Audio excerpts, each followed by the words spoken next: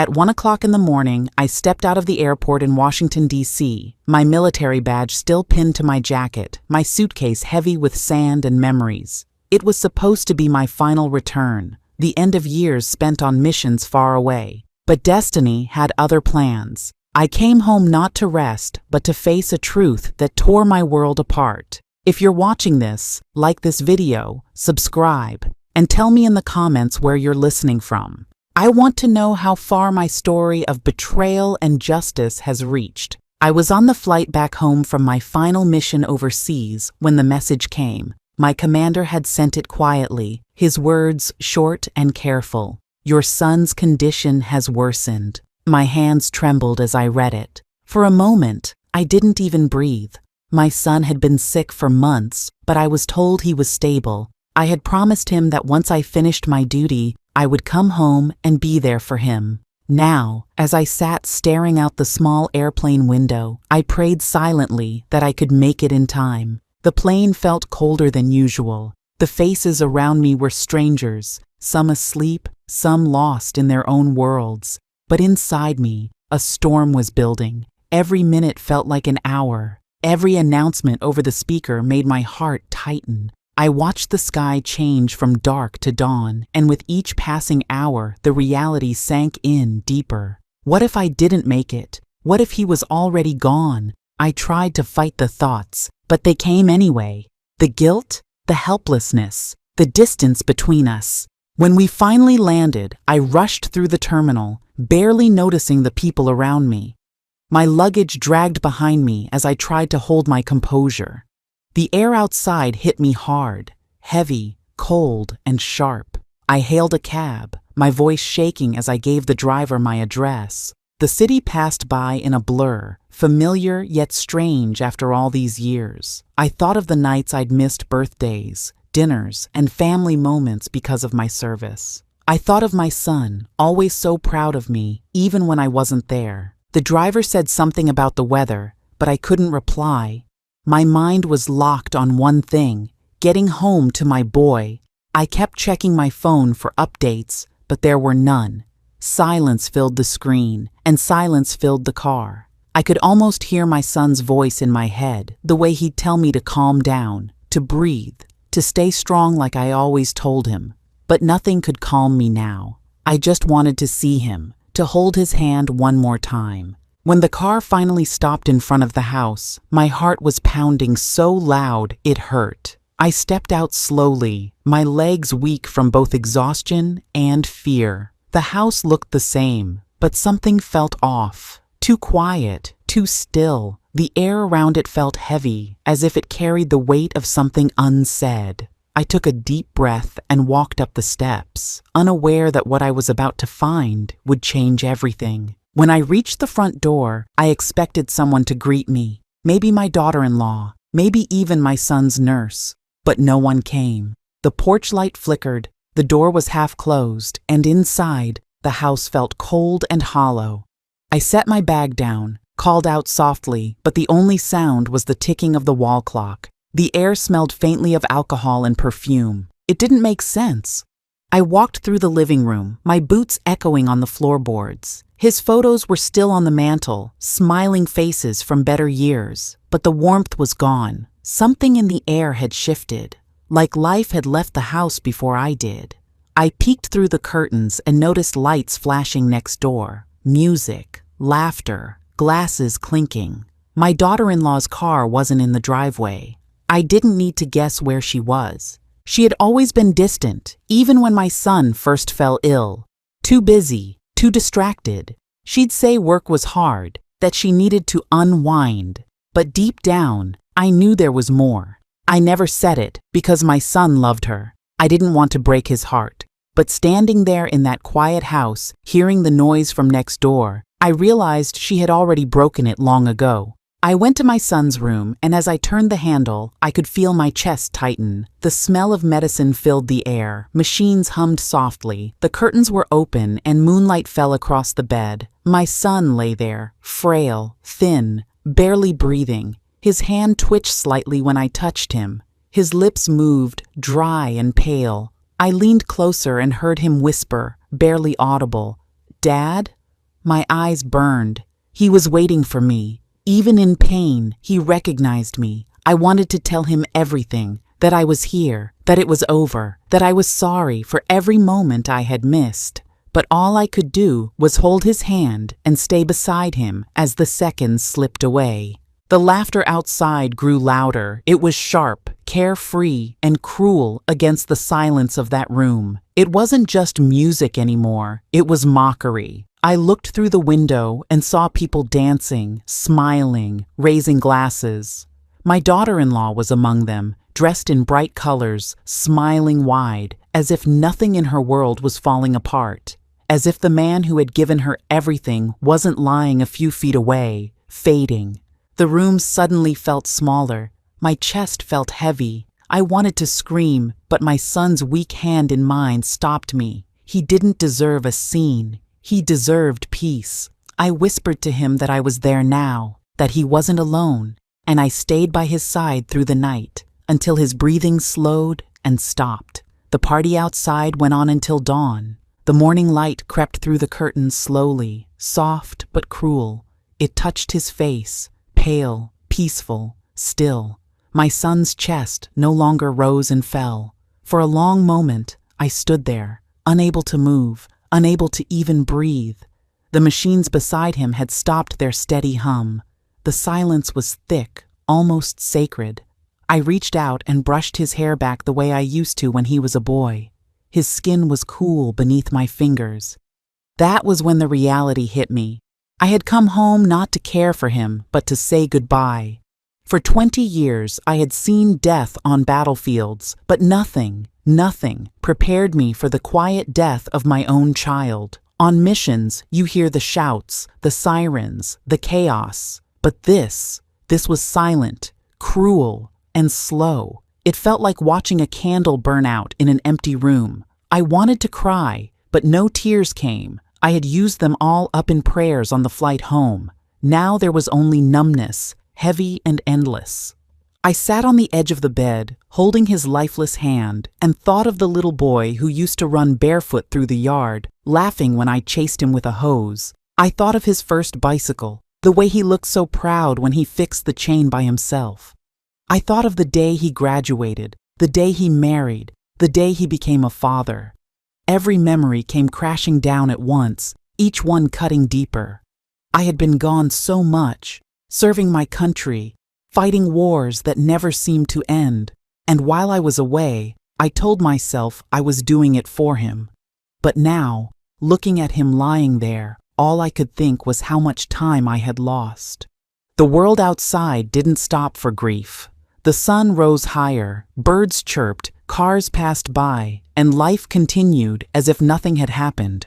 But inside that room, everything stood still. My watch ticked faintly, marking each passing second, a reminder that time was moving forward even when my world had ended. I covered him with a blanket, even though he didn't need it anymore. It felt like the only thing left I could do as his mother. The sound of laughter drifted in again, faint but distinct. I froze. It was coming from next door. I went to the window and looked through the curtain. My daughter-in-law was outside, sitting by the pool, still in the same dress from the night before. Her hair was messy, her makeup smudged, but she was smiling, holding a drink, surrounded by people who clearly had no idea what had just happened inside this house. It was like watching two different worlds, one soaked in sorrow, the other drenched in selfish joy. A part of me wanted to walk out there, to scream, to drag her inside and show her what she'd ignored. But I didn't.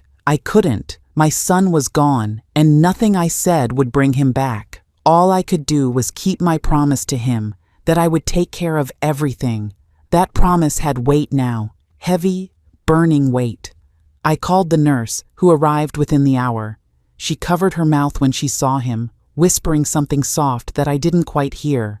I told her to call the doctor, the coroner, whoever was needed. My voice didn't shake. It was steady, calm, cold, the voice of a woman who had seen too much to break again. When the paperwork was done and the stretcher came, I followed them to the door, holding his folded blanket in my arms like a newborn. My knees nearly gave out when they wheeled him away. The neighbors began to notice the van outside. Some peeked through their windows, but not her. She didn't even come to the door. She was still laughing with her friends, her music still loud. The world saw a widow celebrating a summer morning, not a woman whose husband had just died. And that was when something in me hardened. The sadness didn't disappear, but it turned into something else, something sharper, quieter. That night, when the guests were gone and her laughter had faded into silence, I stood by the door of her room. She had left her shoes by the hallway, her purse on the counter, and her phone charging. I could hear her snoring lightly, peacefully, as if her conscience was clean. I stared at her door for a long time, my heart pounding, not with anger, but with purpose. I didn't want revenge out of rage. I wanted justice. My son had lived his last days alone, while she lived hers in comfort, spending what little he had left. That imbalance would not last. I went back to my room, sat on the bed that still smelled like my son's medicine, and took out a small notebook from my bag, the same one I used during missions. I wrote down one sentence. She partied while he was dying. She forgot who I am. I underlined it twice. Then I closed the book and looked out the window again. Her lights were off now. The world outside was quiet. For the first time in my life, I realized that some wars aren't fought with weapons or uniforms. Some are fought in silence, with patience, with truth, and I was ready for this one. That night, I couldn't sleep. The air in the house felt heavy, thick with the smell of antiseptic and sorrow. My son's bed was empty, but his presence lingered everywhere. In the photos on the wall, the worn slippers by the door, the faint echo of his voice calling me Ma in my memory. I sat alone in the dark, staring at the clock. Every tick felt like a heartbeat that didn't belong to me. Somewhere between midnight and dawn, I heard it again. Laughter, soft at first, then louder, careless, almost cruel. It was coming from next door, from her side of the house. My daughter-in-law's friends were still there. I could hear the music, the sound of clinking glasses, the shuffle of feet on the patio tiles. The same patio where my son used to sit during his chemotherapy, watching the sunset in silence. The sound cut through me like glass. I stood up slowly and walked to the window. Through the half-closed curtains, I saw her, hair down, drink in hand, swaying to the music, a smile on her face so wide it made my stomach turn. The fairy lights strung across the fence glowed softly around her, turning her betrayal into something almost beautiful. I remember thinking how strange it was that a woman could stand a few feet away from the body of her dying husband and still find joy. I watched as she poured another drink, threw her head back in laughter, and leaned on a man's shoulder. Not a friend, not a cousin, someone new, someone she'd clearly grown comfortable with. I didn't know whether to scream or to cry. I just stood there, frozen, my hand pressed against the window pane. The music played louder, an upbeat song that felt like mockery. I looked back at my son's photo on the nightstand, his last picture before the illness stole his smile. He looked tired but hopeful. He still believed in love, in her, in the family they built. That faith had been his strength. And now, seeing what she had become, I realized it was also his downfall. I thought about the nights he must have called for her, waiting for her to come home, while she was out in the same spot laughing with strangers. I thought about how many times he must have believed her excuses. Late shift, meeting friends, traffic was bad. My son had always been gentle, too forgiving for his own good. He loved deeply, even when it hurt him. And now he was gone, while she danced. I turned away from the window and walked back to his room. The smell of hospital disinfectant still clung to the air. The blanket he used was folded neatly on the chair. I ran my hand over it and felt the indent where his body once rested. I sat down and whispered his name under my breath. The silence answered back. I don't know how long I sat there. Maybe an hour, maybe 2. The laughter next door didn't stop. When I finally stood up, something inside me shifted. I realized I was not just grieving. I was witnessing something that demanded justice. This wasn't just disrespect. It was cruelty. My son deserved peace. and she had stolen even that from him. I promised myself I wouldn't act in anger. Anger burns fast. I needed something colder, something that lasted. Truth. I walked to the kitchen and made tea, my hands trembling as I poured the water. Through the window, I could still see her, still smiling, still alive in her little world of lies. I thought about how grief reveals people's true faces. Mine, quiet and broken. Hers, loud and shameless. Some people cry when they lose love. Others celebrate its absence. That night, I understood which kind she was. When the party finally ended, it was almost morning. I watched her friends leave one by one, their laughter fading down the street. She stood at the door, hugging them, waving goodbye, her smile still perfect, her eyes still dry. She didn't even glance toward my son's room. When she finally stepped inside and turned off the porch light, the house fell silent again. I sat there until the first light of dawn broke through the sky. The house looked different now, empty, hollow, stripped of everything that once made it a home. I walked into the hallway and stopped in front of a framed photo of the three of them, my son, her, and their little girl. They looked happy, like a family that had everything. My fingers traced over my son's face. The rest of the photo blurred. The laughter from the night still echoed in my ears. It was no longer just a sound. It was proof of what she had become, proof of what my son never saw. And I knew then, as sure as I'd ever known anything, that her laughter would soon turn to silence. Not by my hands, but by the truth she tried so hard to hide.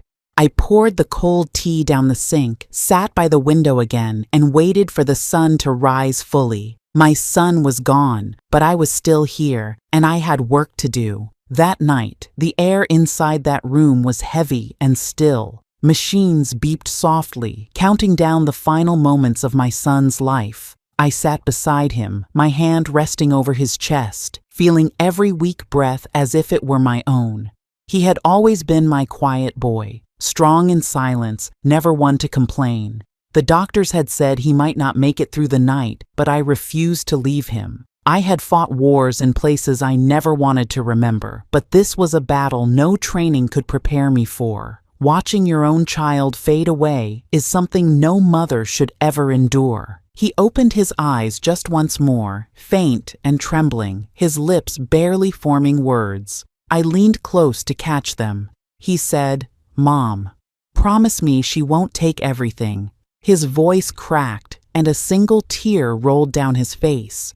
I didn't need to ask who she was. He meant his wife, the woman who was supposed to love him, care for him, and stand by him. Instead, she was somewhere out there under flashing lights and loud music, smiling while the man she married was taking his last breaths. I wanted to tell him not to worry, that I'd make it right, but I could barely speak. I just nodded, my throat too tight to form words. I brushed his hair back from his forehead like I used to when he was little and whispered, "Rest easy, my boy." His hand loosened in mine. His chest rose one last time and then fell still. The room became silent, and I realized that the strongest part of my heart had just stopped beating. For a long time, I sat there, frozen.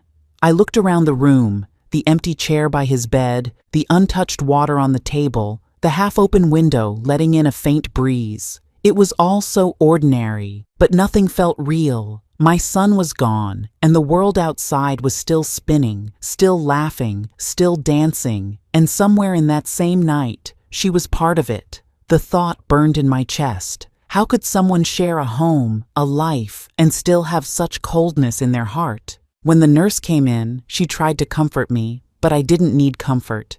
I needed purpose.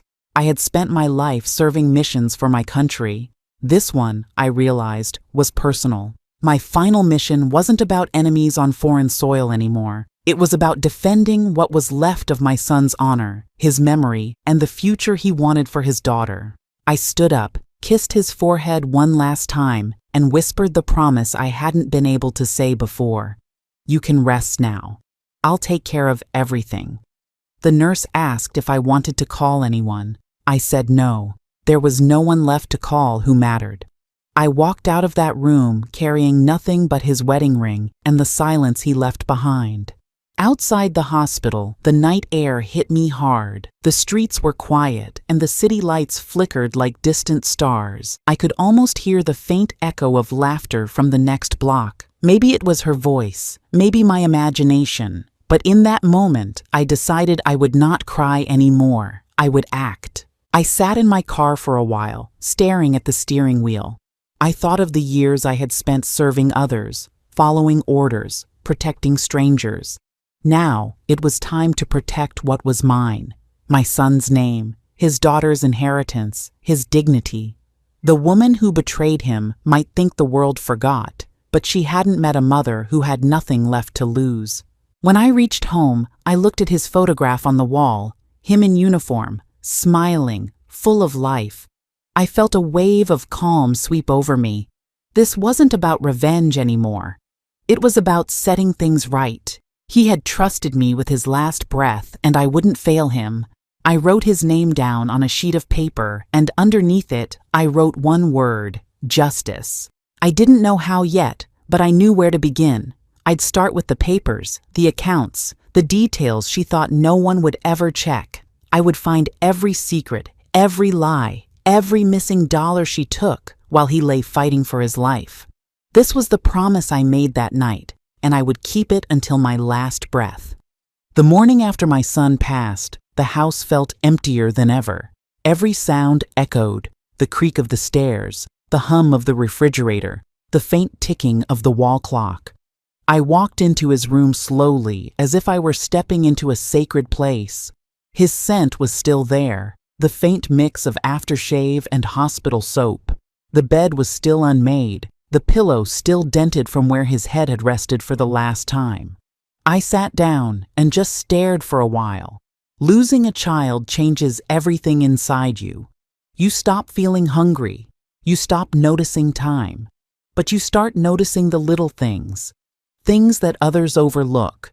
When I finally gathered the strength to begin packing his belongings, I opened his drawers one by one. Shirts folded neatly, medals from his service tucked carefully inside a small box, old photographs of him and his little girl taped to the side of the wardrobe. And then, beneath a pile of clothes, I found a small stack of envelopes, receipts, bills, and printouts. At first, I thought they were hospital documents, but as I started reading, my heart grew heavy with anger. There were receipts from luxury stores, handbags, designer shoes, and fine dining restaurants. Some were dated during the months my son was confined to bed, barely able to stand. There were also hotel bookings under her name, expensive places in Miami, Chicago, and even Las Vegas. One of them had a note attached with a name I didn't recognize, a man's name. It was all there, in plain sight. She hadn't even tried to hide it. I remembered how my son had once told me that money seemed to disappear faster than he could understand.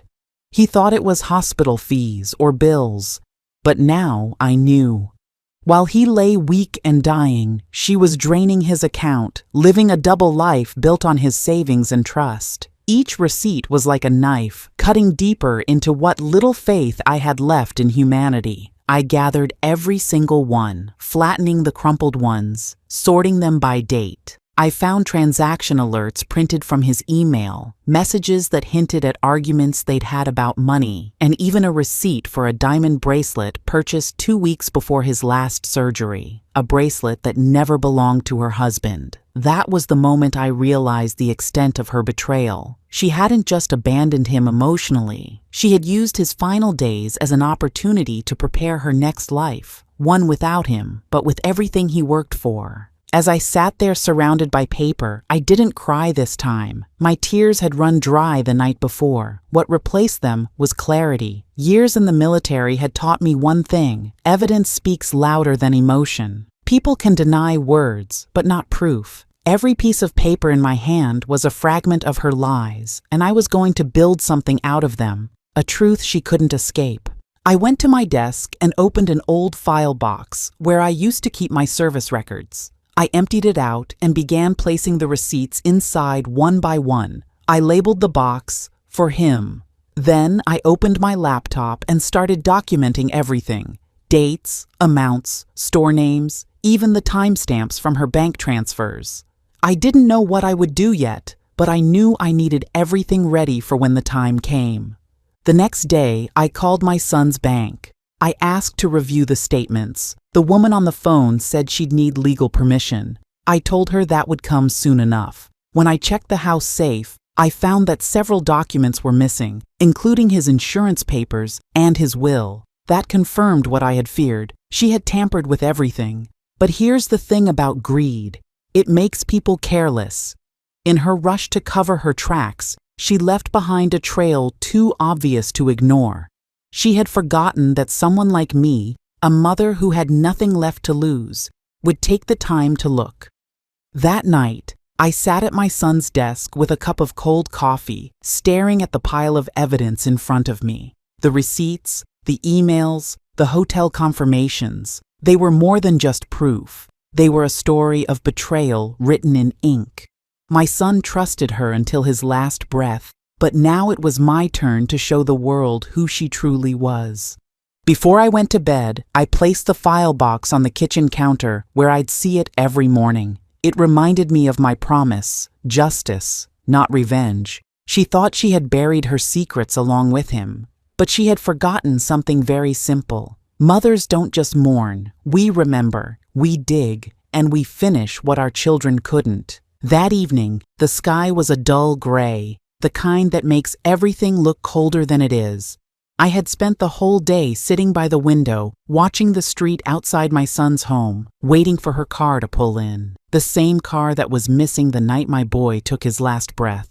Hours passed. Neighbors walked their dogs, kids rode their bikes, and porch lights flickered on one by one. Then finally, just before midnight, I saw her headlights sweep across the driveway. She stepped out slowly, heels clicking against the pavement, her laughter echoing faintly from the phone pressed to her ear. She didn't look like a grieving widow. She looked like a woman coming home from a night out. Hair done, perfume thick in the air, her dress glimmering even under the dim porch light. For a moment, I just watched her from the window, wondering how she could move on so quickly when my son hadn't even been gone 24 hours. When she finally noticed my car parked outside, her steps faltered. She froze mid-motion, her expression shifting from surprise to discomfort. She knew I wasn't supposed to be there yet. She had expected more time to prepare, to clean up, to act the part. But I had come home early, and she had no mask ready to wear. I stood up and walked to the front door before she reached it. The knock came, slow, hesitant, almost guilty. I opened it without saying a word. She looked at me like she'd seen a ghost. "You're home," she said softly, her voice trembling just a little. I didn't answer. I just stepped aside and gestured for her to enter. The smell of wine followed her in. She slipped past me, trying not to meet my eyes. Her purse clutched tightly in one hand, her phone still glowing in the other.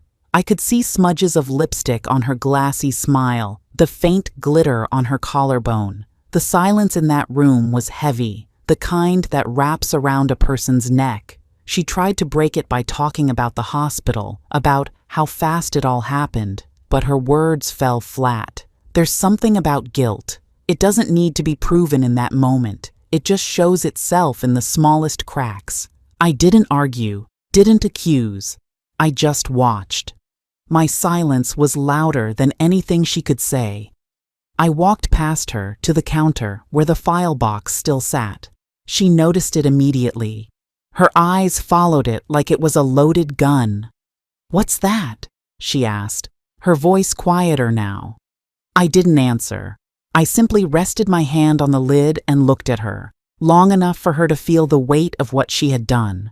Her next words came out clumsy, desperate. She said she'd been out with friends, that she needed to clear her head. She said my son wouldn't have wanted her to grieve like this. But grief and betrayal don't share the same roof. I could see through her rehearsed lines. She wasn't mourning, she was scrambling. I picked up the file box and set it on the table in front of her. She watched as I opened it, page by page, the receipts, the hotel bookings, the credit card slips. I didn't need to say a single word. Each piece of paper spoke for me. Her hands began to shake. She tried to speak again, but this time her voice cracked. She looked smaller than before, fragile even, as if all the lies she'd built had started to collapse right there in that kitchen. When she realized there was no way to explain it all, she changed her tone. She tried to sound calm, almost polite. "You shouldn't go through his things like that," she said softly, as if she had any right left to tell me what to do. I didn't answer. I just closed the box and carried it back to my car. She followed me to the door, calling after me, trying to sound composed, but I could hear the fear in her voice. She knew the truth now. I had everything I needed. I turned once before leaving and met her eyes. Not with anger, not even hatred, just a quiet kind of certainty. She would never be able to erase what she'd done. When I drove away that night, the rain had begun to fall. I could see her silhouette still standing in the doorway, frozen under the porch light. For the first time, she looked like she understood what loss truly meant. She'd lost control. She'd lost her mask. And soon, she was about to lose everything else, because that night wasn't the end of anything. It was the beginning of her reckoning. The next morning, the sun rose pale and cold over the quiet street. I hadn't slept a minute. My eyes burned from exhaustion, but my mind was sharper than it had been in years. I dressed in silence, wearing the same black coat I'd worn at the funeral. I wasn't mourning anymore. I was preparing for battle. The house behind me still smelled like her perfume, faint but sour now, mixed with the ghost of wine and deceit. I left it behind without a word, locking the door as if sealing a grave. The lawyer's office was in downtown Chicago, on the corner near the old Wrigley building, a place my son once loved to visit as a child when we used to come into the city for baseball games. The same boy who had grown up to be kind, gentle, and too trusting of people who didn't deserve him. I sat in the waiting room surrounded by the smell of old wood and paper, clutching the folder of receipts and records close to my chest. My hands were steady now. Grief had done its worst. What was left was resolve. When the lawyer, Mr. Harris, came out to greet me, his expression was soft but wary. He had known my son for years, handled his business, his will, his trust funds. He gestured for me to follow him into his office. As I sat down, I placed the file on his desk without a word. He looked at me, then at the file, and sighed. "You've been through enough," he said quietly. But I shook my head. I wasn't there for sympathy. I was there for the truth.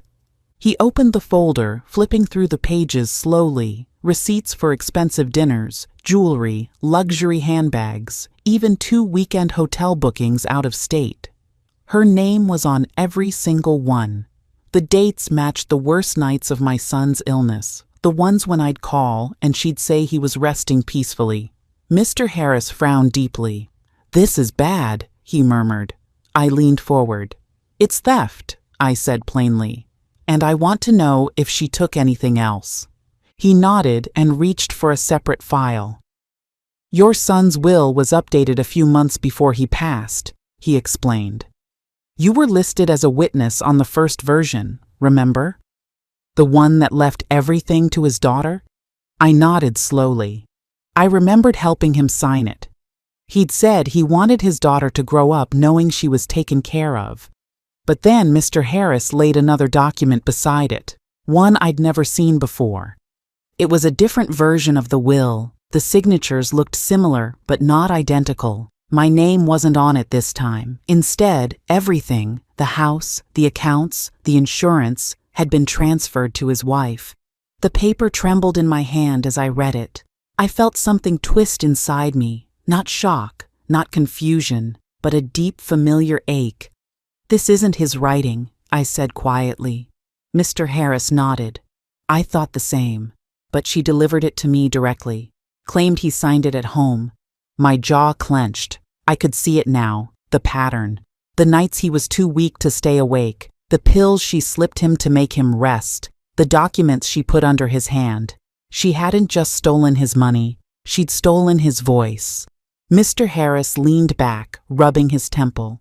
We'll need to prove it. Forgery isn't simple to fight, but with what you've brought me, we have a start. He gathered the receipts, the photos, the statements I'd collected, stacking them neatly into an evidence pile. His tone softened. Your son trusted her. He never thought she'd do this, but we'll make sure his wishes are honored. I nodded, my throat tight but steady. He didn't die for her to dance on his grave, I said. The lawyer looked up at me, and for a moment I could see the respect in his eyes. Then let's make her answer for it, he said firmly. Before I left, he asked one last question. Do you want this to go to court, or should we handle it quietly? I looked out the window at the Chicago skyline, the same city my boy loved. No, I said. She threw her party in the open. Let her shame be public too. I walked out of that office into the crisp morning air, the city alive around me. People hurried past, unaware of the storm brewing in one quiet family's story. But I felt lighter. For the first time since coming home, I wasn't haunted by helplessness. I had a mission again, not with a weapon, but with the truth. That day, I didn't cry. I didn't rage. I simply walked with purpose, because from that moment, it was no longer about grief. It was about justice. And justice, I promised my son, would be delivered.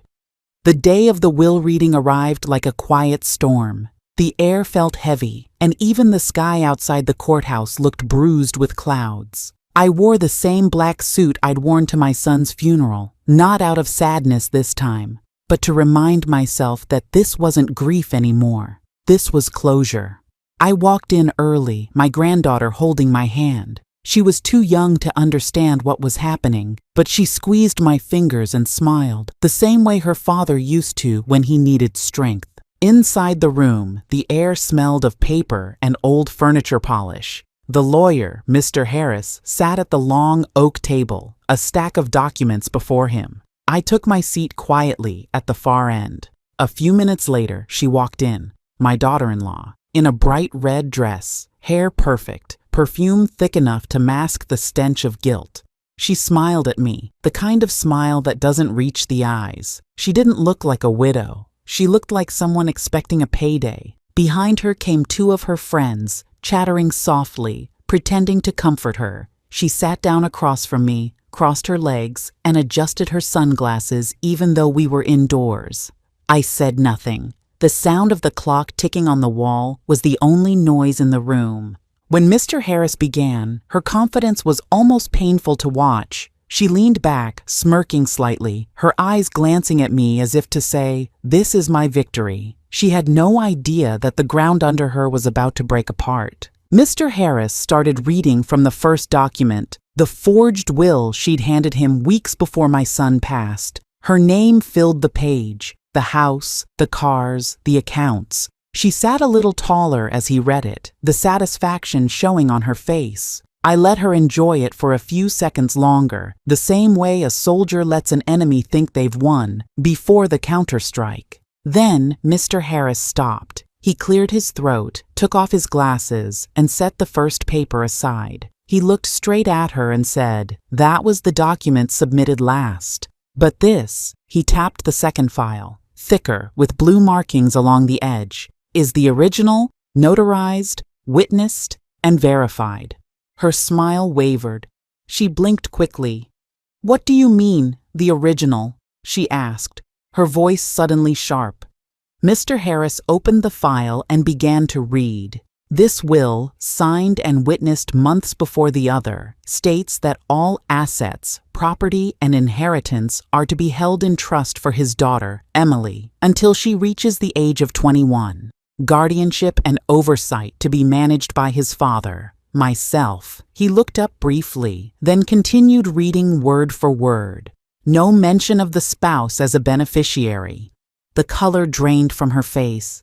Her painted lips parted, but no words came. The friends beside her shifted awkwardly in their seats, realizing what was unfolding. She tried to interrupt. "That's not possible, he changed it later." But Mr. Harris raised a hand. "This document has been verified by handwriting experts," he said calmly. "The other one you submitted contained irregularities, mismatched signatures, incorrect dates, and signs of alteration. It will be turned over to the authorities for review." The silence that followed was thick and deep. Her breathing quickened. I could see panic flash in her eyes. The woman who had laughed and danced while my son took his last breaths now sat frozen, exposed in front of the law and her own witnesses. Mr. Harris handed me a copy of the verified will. "Your son wanted his daughter protected," he said softly. He was very clear about that. I nodded, my eyes never leaving her face. She didn't dare meet my gaze. Her hands trembled as she fumbled with her purse, her voice breaking as she whispered something to her friends. Then she stood up abruptly, chair scraping the floor, and stormed out of the room. The door slammed behind her, echoing through the quiet hallways. It was the sound of everything she thought she controlled, collapsing. I stayed seated for a while, my granddaughter tugging gently at my sleeve. "Grandpa, can we go home?" she asked softly. I smiled at her, smoothing her hair.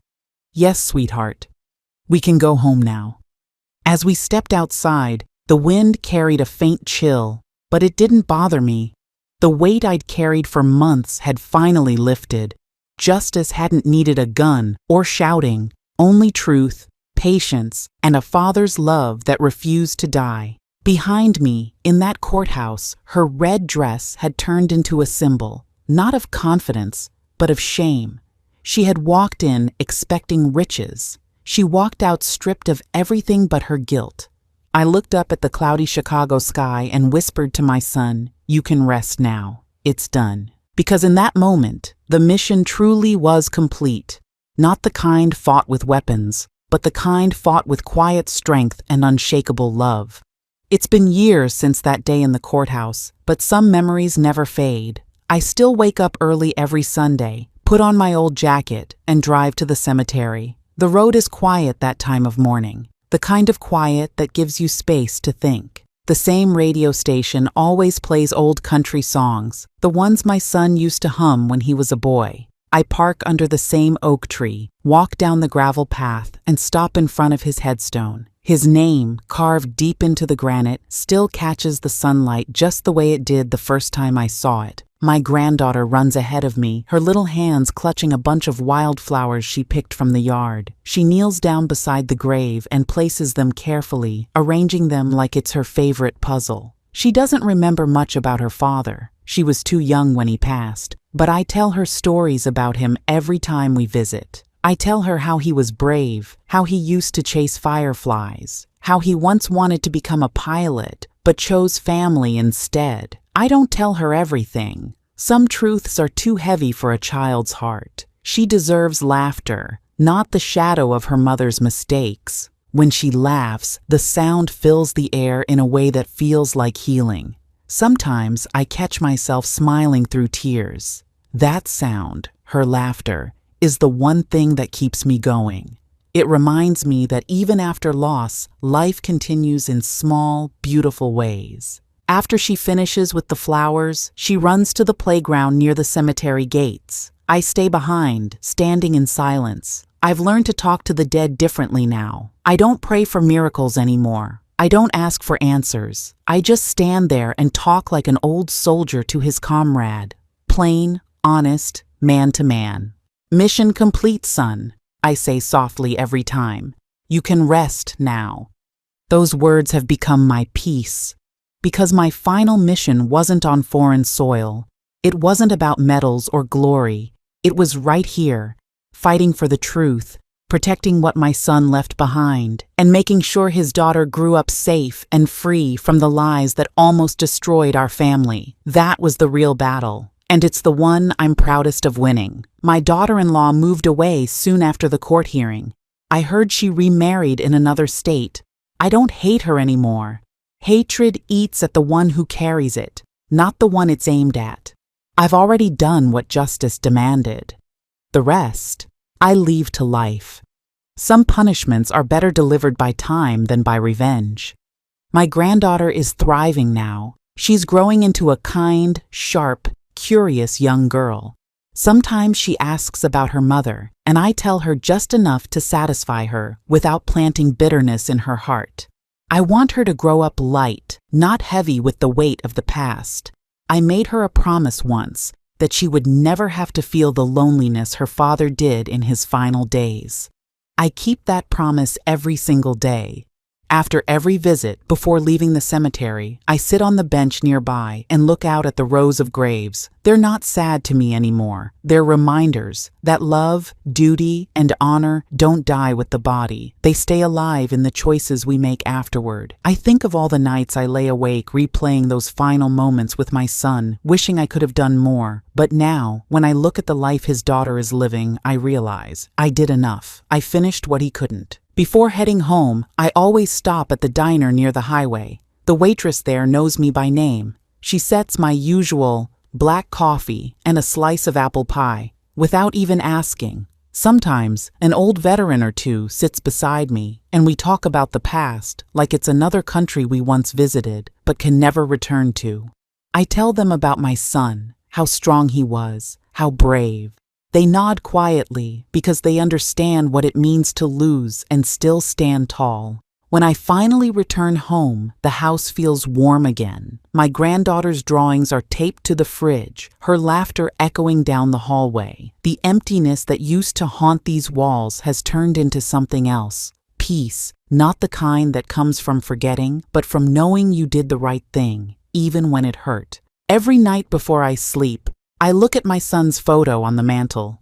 He's smiling in his army uniform, sunlight hitting his face just right. I whisper the same words I did the day I left the courthouse. Rest easy, son. The mission's done. And as I turn off the lights, I know this.